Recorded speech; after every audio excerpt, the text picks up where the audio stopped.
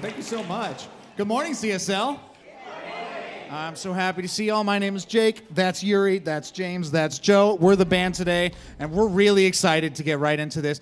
I have one of my favorite musical artists of all time in the building with me right now, and she's going to lead us in our opening song. Please give it up for the one, the only, Chava Mirel.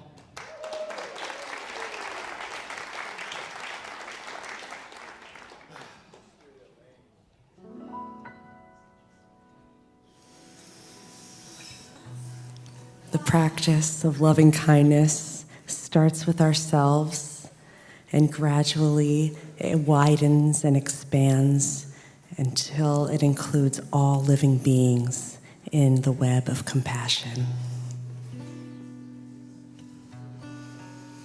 May I be filled with loving kindness. May I be well, healthy, and strong.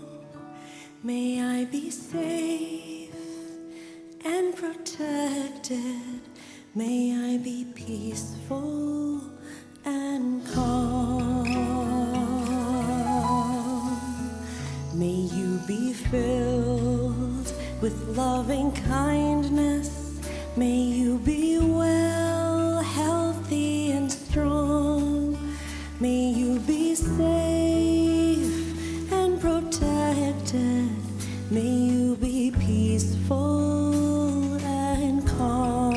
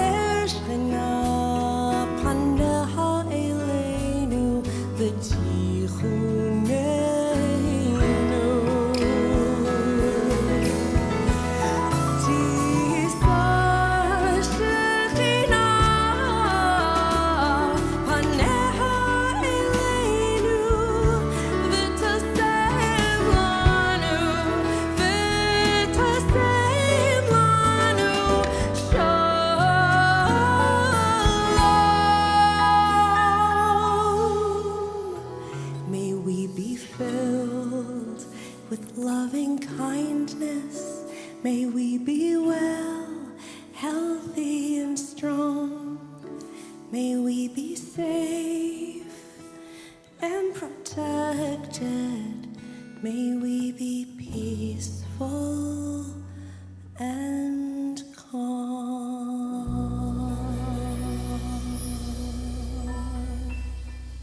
And so, whoops. Woo! I'm not dancing and we're not clapping because let's just let that song really move us, move into our hearts and fill us. May I be filled with loving kindness. Such a good word, isn't it? It's a good idea. But let that be the prayer of our heart today. May I be peaceful. May I be an instrument of divine peace. May I be an instrument of divine balance and order, harmony. May I be an instrument of something beautiful in the world. Let us just entertain that idea. Just entertain it. You don't have to do anything about it, but entertain it. And if this idea resonates for you, simply join me in saying, and so it is. Thank you. Yes, thank you both for inspiring us this morning to connect with ourselves and something greater. I'm Karen Cleveland. Good morning. My pronouns are she, her, and welcome to Center for Spiritual Living Seattle. So we are a spiritual, not a religious community, and we teach age-old wisdom, inviting others to try it out, inviting others to connect with something greater than yourselves. I am also teaching a class next week, which Kathianne will mention later, but for all of you that have animals in your lives you might be interested in. Just want to throw that out there.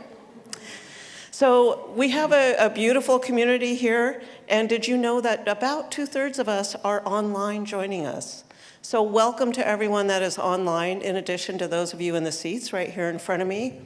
If you are here with us today and you check the seat backs in front of you, there's some connection cards in there. So if you want to stay in touch with us, you can let us know how with those connection cards. You can make a prayer request. There's all kinds of information in there. Feel free to take it with you and read later if you want to. And online, you can join us at spiritualliving.org. There will be links to connect with us and stay in touch with us. Now, we have a beautiful team here that helps to make a better world. And I'd like to bring them up right now, the Create a Better World team, and hand it over to Kathy Lindsay. Come on, team. As Karen said, my name is Kathy Lindsay. I'm the chair of the Create a Better World Committee. Look at this great team. Woo! And we're here to celebrate what we get to do with your help. Not only your help in person, but also CSL funds us to do all kinds of cool things. So Marilyn is the Green Queen, and she also helps homeless and all kinds of projects. And Valerie, as you can see, she's the bee in the garden. She loves having help there, and she helps Marilyn with all kinds of stuff like coat drive and all kinds of stuff. And Tim does all kinds of building, rebuilding and habitat, and he's been the Super Bowl king till he handed off to me, and then he's the Giving Tree, which he's handed off to Sherry. So we just really do the things we love and that give us joy as we create a better world. And Jerry's our new committee person, but she is just adds so much depth and breadth and ideas. It's just wonderful. And Sherry has so much history with creating a better world. We so appreciate that she's here. And every month she gives you an opportunity to donate, to use our funds to donate to things you care about. So check out Facebook. And Patrick is our dear staff liaison who just helps us fit in the calendar and complement everything else that's happening. But today I would like to honor first everybody that's been part of Create a Better World. So please stand up if you've ever given anything, pounded a ham, given money to Super Bowl. Please look at all the people. Woo!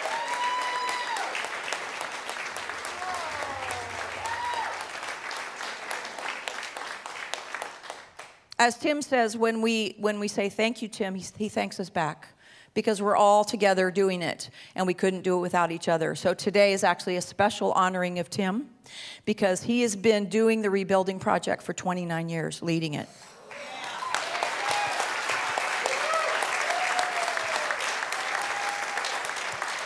which helps a local community person who needs their house just rebuilt and just facelifted and whatever it is. And he's also done trips for Habitat, which I got to go on once in New Orleans and lots of other places in the country. And he's done so many other things, been part of the inception of this committee. So Tim, with the support of CSL, who's given us lots of money to give and use, we got to fund a tiny house.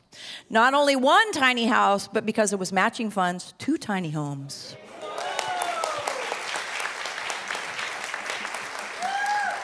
So now he gets to name the tiny house, and so we'll see what he decides. He's telling me some ideas.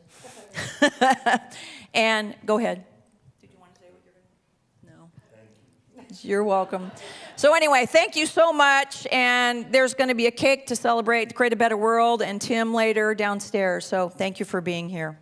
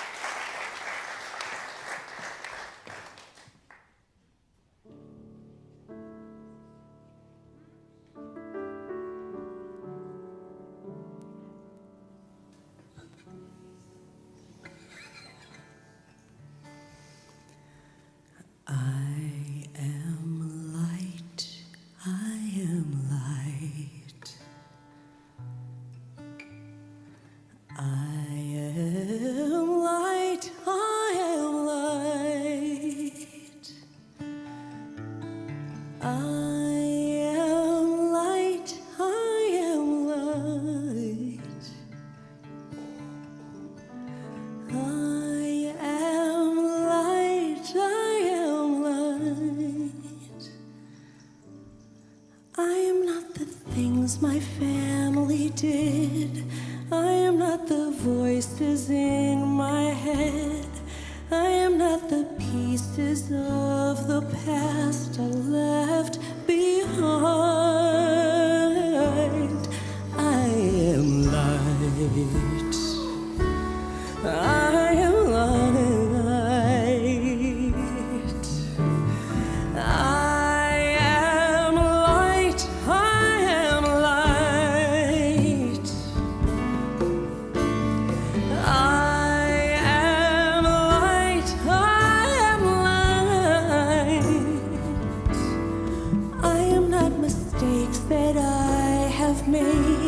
Or anything that caused me pain. I am not the pieces of the brokenness inside. I am light. I am light. You are light. You are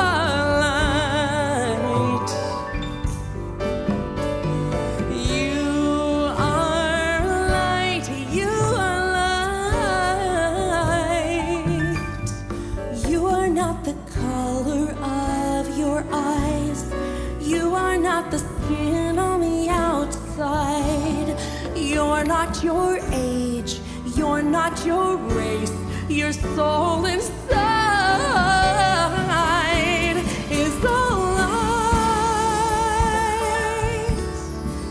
It's all light. We are light, we are light. Oh, we are light, we are light. We are divinity defined. We are God on the inside. We're made of a star. We're part of it all. We are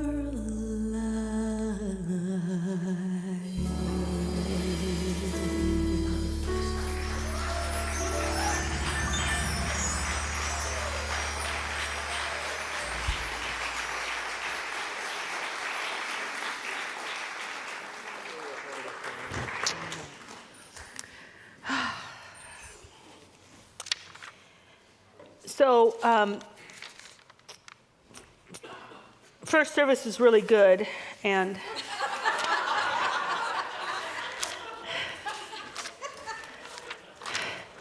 I know when I have a good run at a horse show, it's like, why don't we just take those scores and go home? You can watch it later. We could have cake. But one thing that I do want to do, I'm Kathianne Lewis, and my pronouns are she and her, and we have a table up here with a flag and candles.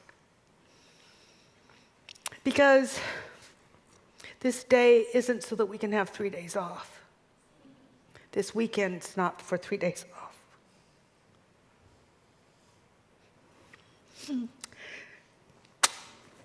This weekend is to remember that some people stood in the front lines for us, for people they never knew or would ever know. And they gave their life.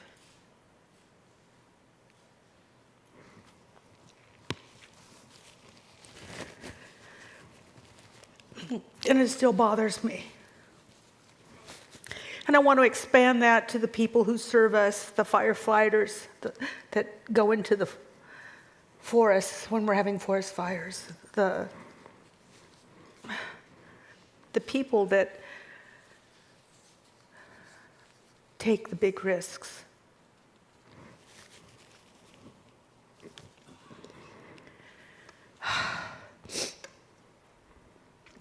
I especially want to thank my friends, because I'm of that age, who didn't go into battle because they chose to, but because they were drafted.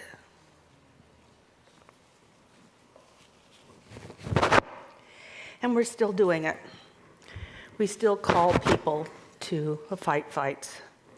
And that's what I want to stand for today, is that we have an end to that. That if people want to call a war, like call a party, then you go first. Send you and your family into the front lines, then I bet there'd be no more wars.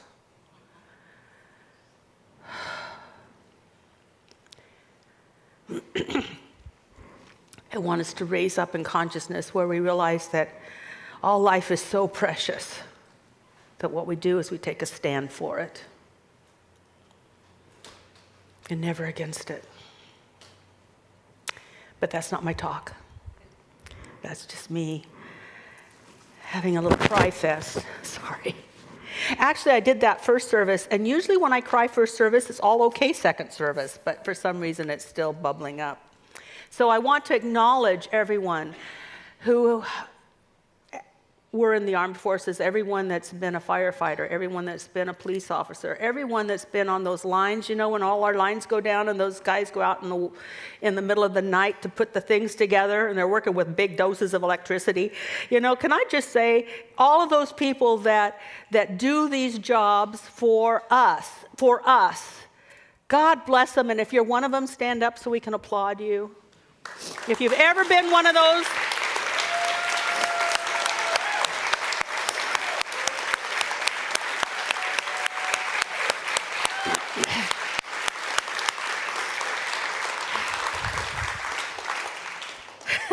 now, I'm going to say this, and I don't mean it in the Southern way. God bless your hearts. I'm from Oregon, I can say this. And it's a real blessing. Although my family didn't mean it that way. Anyway, I want to talk about what a great thing you're doing for yourself, because you are here being healthier. Studies are out that people that have any sort of spiritual practice, even if it's showing up once in a while, and this is called, when we're together and you do something, when you put your attention on spirit in a group, it's called worship. So even worshiping once a week or once a month or twice a year, Easter, Christmas, anyway, Easter, Christmas, Tim Brinsfield, then any of that is healthy for you. Healthy. And I found this new study by a Dr. Lisa Miller. You can look her up if you want to, if you don't believe me. And then I would ask why not. But anyway, she said spiritual practice creates a healthy brain. She studies brains and how certain parts of the brains can be thicker or thinner, and how brains can actually be strong. Like you're here for a brain gym and you didn't even know it. She said spiritual practice creates healthy brains and helps us defend ourselves from depression, despair, addiction, and suicidal tendencies. Whoa, just spiritual practice. A spiritual practice develops into a spiritual life, which helps us recognize opportunities of goodness that are around us. Because oftentimes, if we're not strong, I thought it was just strong in spirit. It's actually now healthy in brain. If we're not strong, we don't see opportunities. How many of you know people that don't see opportunities? Because of course you do, but you've seen it in others, right? So we're here to brain build our brains. And I'm loving this because we've been studying the book by David R. Hawkins, Power versus Force. And according to Dr. Hawkins, simple spiritual practices cultivate our spiritual evolution. We are going to evolve. We're not, we can be stuck for a while, but eventually Spirit keeps just drawing us up. We continue to just somehow not be there anymore and not be there anymore. And it draws us up into levels of consciousness. Now, I want to talk a little bit about consciousness before we go on to David Hawkins' work. I listened to a podcast, and they were interviewing a man named Charlie Johnson. And he had been a business person, successful business person. He somehow knew something was missing, and he didn't know what it was, but he found a teacher, and he started studying spirituality. And the teacher made him study all the different religions, so he realized that there was an underlying pattern, a through thread, and that no one religion was right, and that no one way of thinking was right. And he wanted to teach that consciousness, that idea, that way of living in business, because he said a lot of people get spiritual and then they're just too spiritual for business. And because he was like really into I could meditate all day, but he said, I want to share what I've learned with people I know in business because I know what they're going through. Is that a Rose? Okay, never mind. Anyway, I heard the snap, snap, snap. I can't do that. Anyway, well, good for you. Bless your heart. Anyway, what he came to find is that consciousness is so needed in business. He is setting himself up as the consciousness officer of business. He wants to show up and train other people to be consciousness officers, like you would have an IT person, have a consciousness person. He said, because he said in a few years, businesses will wake up and want consciousness in their business as much as they want IT help in their businesses. Because you could come up with all sorts of ideas, but if the consciousness isn't there, it's just ideas. Skills and tools. He said people are making people go to retreats and meditate, but there's nothing shifting in the culture because the consciousness hasn't been addressed. So, he also said that he knows that consciousness is something whose time has come because he does speak to, business people, and he is on a lot of business podcasts. And he said 3 months ago nobody would have had me. Now he's being asked to speak. People are finally getting that something big is missing, and it's consciousness. Now, one of the things I've said before is that we're going into the age of consciousness. We had the industrial age, now the information age, and now the consciousness age. Because you can have a whole lot of information and still be worthless. Some people are going, uh-huh. Yeah. You know stuff, but you don't know what to do with that stuff. What to do with that stuff comes from consciousness. Which is what we've been looking at and what we've been talking about. And then he said, and this is really important, he said, the way to influence business is to have the consciousness officer come from neutrality. Now, let's have our slide now. We're ready for our slide. By the way, if anybody would like a copy of this, I'm pretty sure there's some at the registration table. We've been passing these out, and I didn't know that Tim would draw such a big crowd. Yay! So we would have passed them out to you. But you can see this, I hope. So I'm going to do my Vanna thing. This is all ego-based, pride and anger and desire, shame. And then we go to courage, and I think a lot of you are into courage. You're willing to, contemplate a new idea. That takes courage, by the way. Pride does not contemplate new ideas. Why? Because they already know what's right. Right? Even this, what's interesting is even the right is right.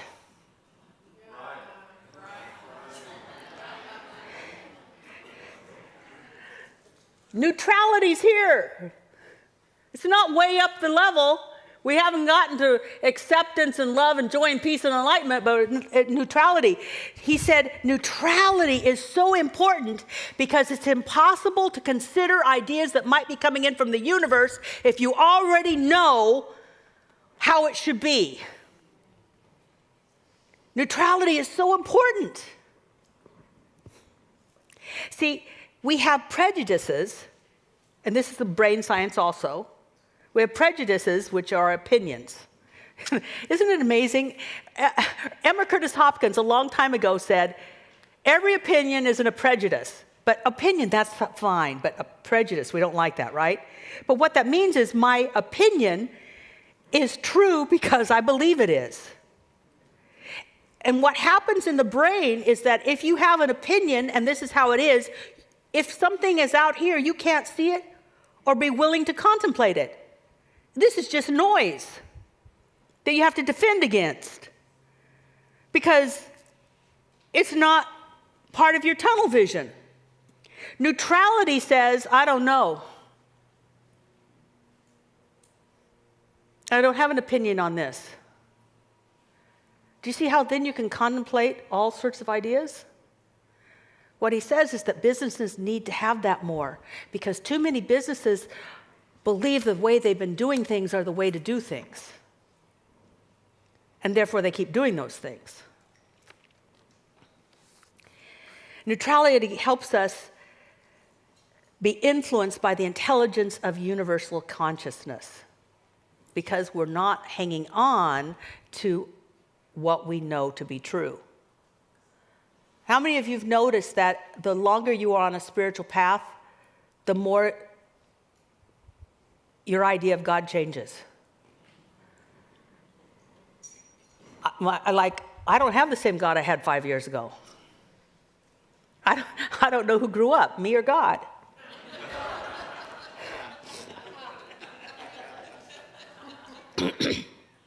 Now, certain things stay the same, but my ideas keep changing.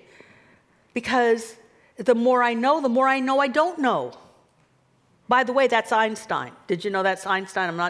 I don't need to take credit for that. But if this is what you know, then what you don't know is not very big. But if you know more, what you don't know gets bigger. And the more you know, what you don't know gets bigger and bigger. So the more you know you just don't know. Hallelujah. What a great place to be. So Einstein said you can't solve a problem at the level of a problem. I want to shift it just a little bit and talk about our mind or our brain. We can't solve a problem with the same mind that created the problem in the first place. And we can't solve a problem with the mind that's looking at the problem. Because the mind has already figured out there's a problem and it's tried some solutions and nothing works, so it's hopeless. Do you see why neutral is beautiful? geez, here it is. I'm open. And then divine mind can start to show up because there is a mind greater than our mind. So what can we do to contribute to this spiritual evolution, to going into neutral and then maybe even willingness and acceptance and reason and love and joy and peace and enlightenment? What can we do for that spiritual evolution? That's what I've been studying, because the book that I've been studying that goes along with Power versus Force is the Transcending Levels of Consciousness. Because we will transcend, but how can I help it along? How can I participate? What can I do that makes me not so heavy? Because Spirit's lifting us up, but we can be heavy with our thoughts, our worries, our concerns, and it can be holding us down. First of all, we have to remember we aren't transformed. I think that word was tossed out there. How many of you were hit over the head with transformation a lot? A transformative workshop, I did it. I used that word like crazy.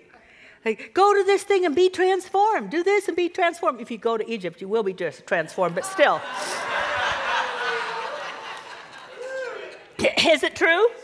It's true. And I'll tell you what transformation means and why I try not to use it anymore. Transformation means, and I would not put that out there on a sign because nobody'd show up. Some of you that came like, oh, I'll show up to CSL today. If I'd said, come in and be radically changed,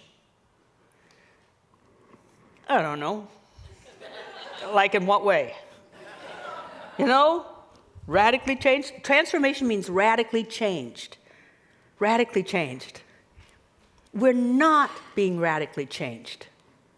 We're becoming more of ourself when we evolve spiritually. We're becoming more of what we were in the beginning. We are living our potential. In the Gospel according to Thomas, the disciples were saying, well, so who's going to be first? Where are we going? We're all going to die. Where are we going? And what's it going to be like? And tell me what it's going to be like.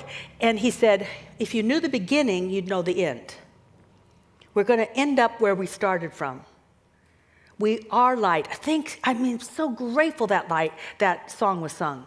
We are light. You are light. We were light. I've taken people back to pre-incarnation. And their light and their love and their truth and they're all these glorious things. That's what we came out of. That's what we're going into. But we don't have to die to get there.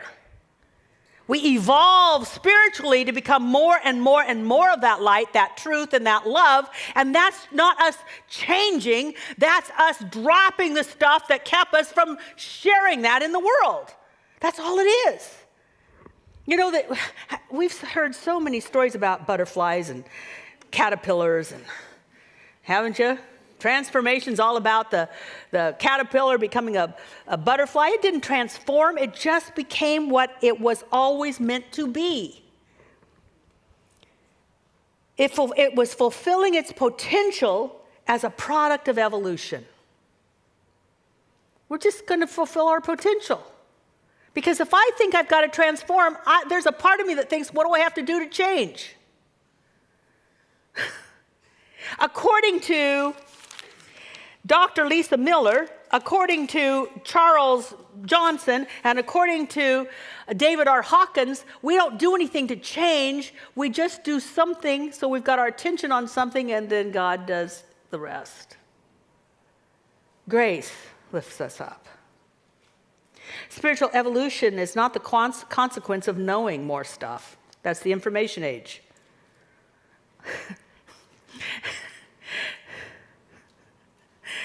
Although I'm sure there's plenty of books in our bookstore downstairs that could help you know more stuff. But honestly, how many of you have read the books? Ernest Holmes said, I would much rather people do what I'm teaching than read all the books. He also said, too many people are overread and underdone. I read books because they feed me.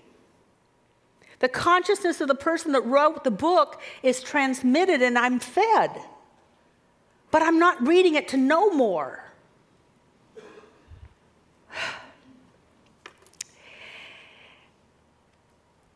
we are not transformed, we're not helped in this evolutionary process by knowing more truth, but the willingness to be the truth itself. Consciousness age, not information age, even in church. So, our wonderful David R. Hawkins said another way to enlightenment, I'm sorry, not another way, another delay, because let's talk about what keeps us from evolving. He says one of the delays is the supposition that one must master and assimilate vast amounts of spiritual information in order to achieve spiritual success. How many of you have ever thought that once in a long time ago? Well, there's plenty of people thinking it because there's plenty of advertisements for that. Spiritual libraries usually contain hundreds of books, in addition to which there's endless workshops, training groups, and diverse ways for you to study theology, metaphysics, philosophy, religious history, and the like. While valuable information does arise along the way, it often ends up being more of a hindrance than an influence for good, because it can reinforce spiritual pride and the self-delusion of, I already know that. Yeah. How many of you have been talking about your spiritual life and then someone else goes and quotes a guru they have? You know, they quote somebody else. Oh yeah, well I heard so-and-so say, you know, we're just batting around information. What he says is to cut through the complexity, this is David R. Hawkins, to cut through the complexity, it's really only necessary to know and apply a few simple spiritual tools. Yay! Do the tool. Ernest Holmes said, too many people are overread and underdone. So I'm going to give you some spiritual tools that are easy, easy, easy. Yay! Everybody say yay. Yay! All right, cool. First of all, you know this, you've heard this, and it's so powerful, it's gratitude. There are books and books and books written on gratitude. We have one down in our bookstore by Mae McCarthy, who actually used gratitude to do amazing things. It just, whew. Gratitude shifts our perspective. I want to shift to perspective. I woke up one day, and it's Thursday. Thursday, I do all my household stuff. I woke up on a Thursday, and all of a sudden, I was hit with gratitude that I have a washing machine. Remember laundromats? Laundromats were a step up from the way my grandmother did laundry.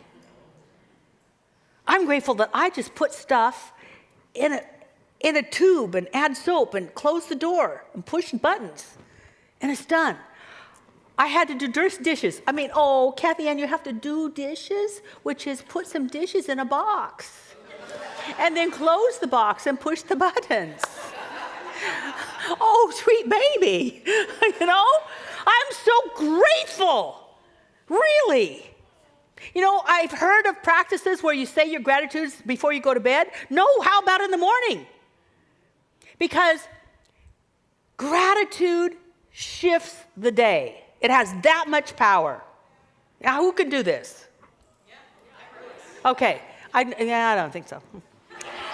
I see something, but not complicated enough. Okay, here. Wait, just. Okay, you want complication? Be authentic. Yay. Studies have shown that people vibrate, not for very long because it's hard. Most of the time we're not authentic. We're who we think we're supposed to be. People that are authentic are very high on this consciousness scale. Now, it's not that they're there all the time, but when they've shown that the energy given off by a person that's in love, they can monitor that now, is pretty intense. But an authentic person who can actually get into real authenticity, doesn't last long, but in that authentic moment, they give off 40 times as amount of energy that love does. We are really holding back, brothers and sisters. So that means if you're cranky, you're cranky.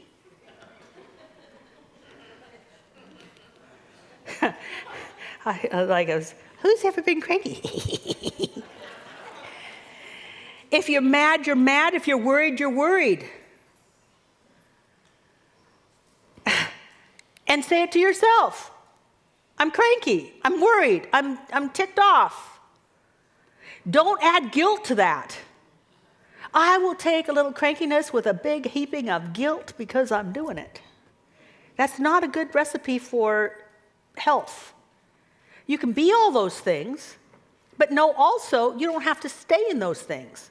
According to David R. Hawkins, one of the things that helps you get through being authentic but not being stuck is to just say it, notice it, and breathe. See it, notice it, and breathe. Also studies, people that study just how the body is working, when you have one of those emotions, if you don't keep it by analyzing, thinking about it, where did this come from, why am I feeling this, who should I blame? If you don't get your mind involved, emotions and feelings like that only last 40 seconds. 40 seconds. But you know why they last longer? I'm anxious. I wonder what I'm anxious about. Oh my goodness, I shouldn't be anxious. I'm a spiritual person. Oh dear, what have I done wrong? What if there is no God? I mean, I know there's no, I thought I was a God, but now there's not any. Oh no. I actually know someone who's questioning God right now because they can't get over their anxiety that they think about all the time.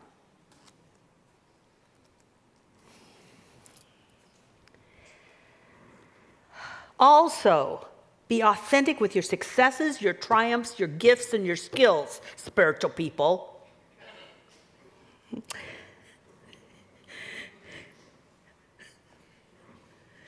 Oh. Some of you are rock stars. In some area of your life, own it. Yes, you may know that it's the God in you and as you that did the work, but you're still on the front line. Still, God is working through you. God is working. Because of God, this happened. But own what happened. Does that make sense? Yeah. Have you been around people that are like, oh, it's nothing big deal? Be authentic. You were part of this. Number 3, use your intentions and your motivations to bless and guide what you do. Because there are going to be times you're up against things you don't know how to do it. How many of that like every day? Like, I don't know how to evolve. How many of you have a conversation you need to have next week and you don't know how to have it? Oh, only 3 of you. You should have seen first service. I'm telling you, they're big into conversation next week. I mean, we're always going to be growing and having situations that we're not really familiar with how to have because we haven't done them before, or the last time we did them, it wasn't so hot. But I've learned that if my motive is good and my intention is right, I let that lead me. And the motive will bless the outcome, not the skill level. Not the skill level. I do this with classes. There are times I will get done with a class or even a Sunday service and go, oh, God, oof, wasn't my best. But I know that I wanted it to be good. I know I wanted you to show up. I'm having my conversation with God in my car as I drive home, so you bless it. Motivation is more powerful than skill level. Intention is more powerful than skill level. And you can always shift that. Listen, number 5, listen more to spirit than authorities. I mean, I've had doctors tell me things. And then when I listened to spirit, I followed spirit. And so please be neutral. Don't just go, doctors don't know anything. I mean, sometimes I follow doctors. It all depends upon who the final authority is, and in my life, the final authority is God. Now that's a spiritual practice in and of itself. Because how many of you would really, really, really like to have somebody show up and tell you what to do and what's going to happen and what your future is? For all of you that do the tarot cards, have psychic readings.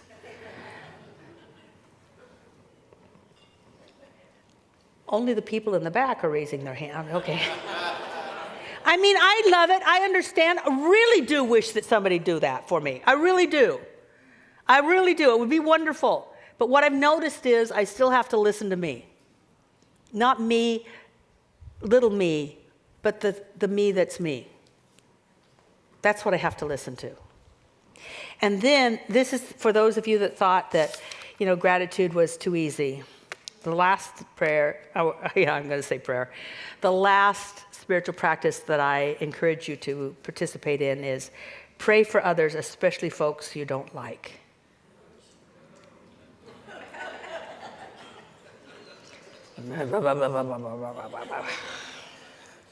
See, whatever you pray for comes back to you, pressed down, running and over. What you want for others, you're going to get yourself. It's just kind of the way it is. Oh, I know. Isn't it fun? It really is great. It really does. If spiritual practice makes your brain strong, this is going to make your brain really strong. A really strong brain and an open heart. So let's just take a moment. And let the Spirit of God reveal to us just a bit of what we came from. That we came from light, we came from love. And then we took a personality and a body and a history, but we are still light. And so if you choose, pray something like this. Father, Mother, God within, let the light in me see the light in all creation. May I see the light that I come from, coming out of all creation. Those things I love and those things I don't. Open my eyes that I may see as Spirit sees. Hear as Spirit sees. Knows. I'm sorry. Hear as Spirit hears and knows as Spirit knows. Reveal to me the beautiful hidden kingdom through which I walk. And so it is.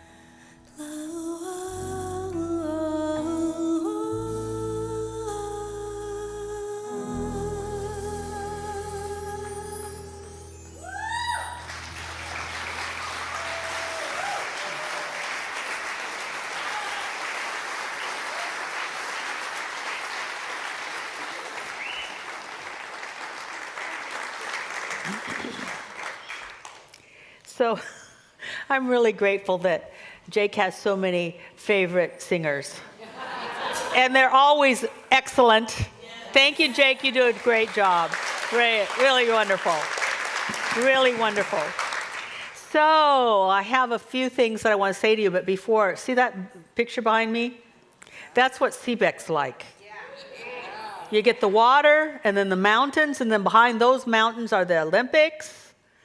And then behind you, you have another hill. So in Chinese theology, or if, I don't know what you call it, thinking, they believe that the chi rushes off the hill into the water. So you get all this chi moving through you as it comes off that hill and into the water. In fact, they believe that so much that I went to the Red City, and there's this huge hill. I mean, really a big hill behind it. It was all man-made, and then they created a channel. They created water there so that the emperor, or whoever was head honcho in the girls, anyway, because there was a lot of girls, they would get all that energy moving through them. So it's an energy hotspot, wouldn't you say, for people who've been? Pretty of an energy hotspot.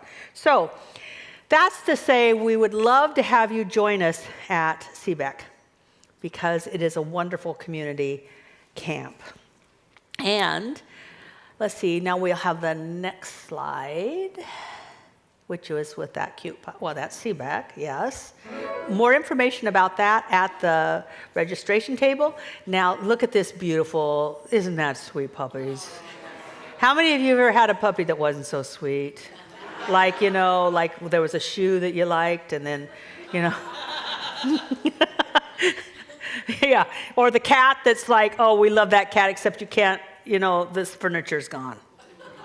So, our wonderful Reverend Karen Cleveland will be doing a workshop next week on how to be a better pet parent, because that's what your animals would like.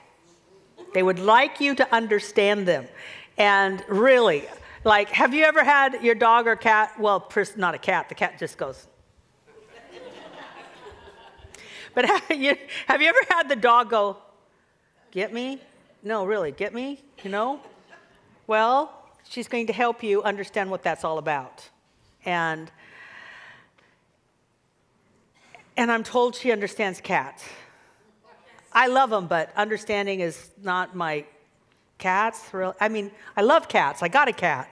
But understanding cats is a wild thing. So if you want to understand your cat, dog, bunny, or parakeet, please think about this workshop, which is next week after second service. So thank you, Karen. She is an animal communicator. She is a minister.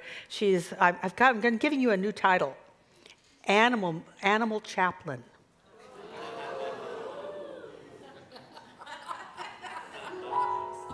Yeah, I love it. Our animal chaplain will be doing a workshop tomorrow, next Sunday. And I was going to talk about Egypt. I've said enough. It really is transformational just because you show up one way. I show up one way and I leave another. And I don't know what happened or how it happened. It just does. But what I will say is that if you would like to be a part of a great group of people, there are sign-ups to be part of the Create a Better World team. They are in the lobby as you go out.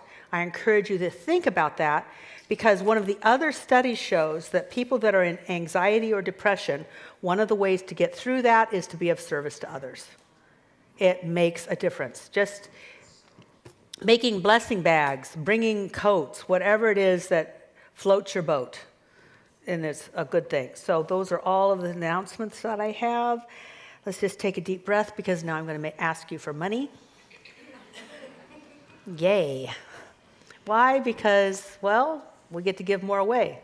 We get to give more away through the Create a Better team, Create a Better World team. So they get the money and then they decide what to do with it.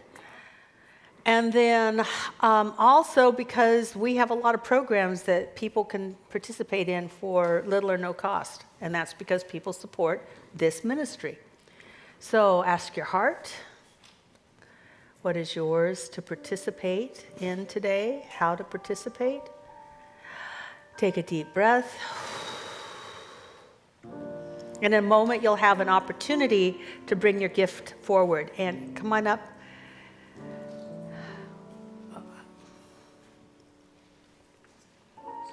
We have a basket, and we have kind of a ceremony for people who are here for maybe the first few times. And we just have people bring their basket, not their basket, but, oh yeah, but if you want a basket, bring a basket. Anyway, or bring your gift up, put it in the basket.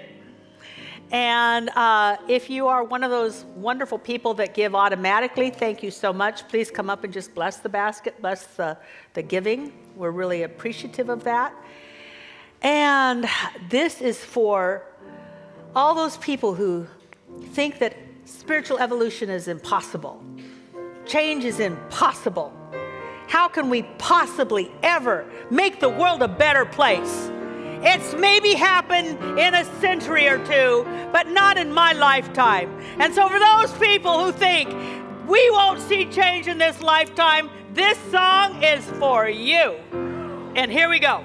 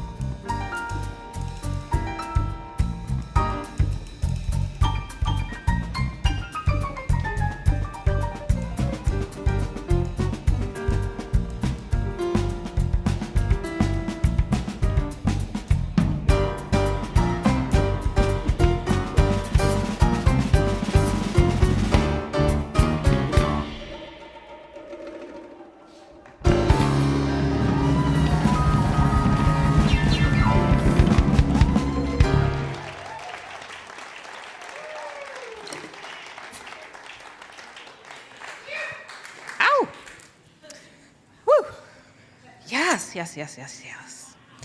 My name is Taffy. I am one of your practitioners here. My pronouns are she and her. And I am going to lead us in a prayer blessing to end our service. If you're online, look for Kay. If you'd like prayer after the service, Michael will be over here in the circle. There's a beautiful prayer box anchored by Sherry over in the corner to write your prayers. And so together now, let's just close our eyes and feel how good it is to be here together in this holy, sacred, uproarious, groundbreaking Sunday, the first Sunday of the rest of our lives.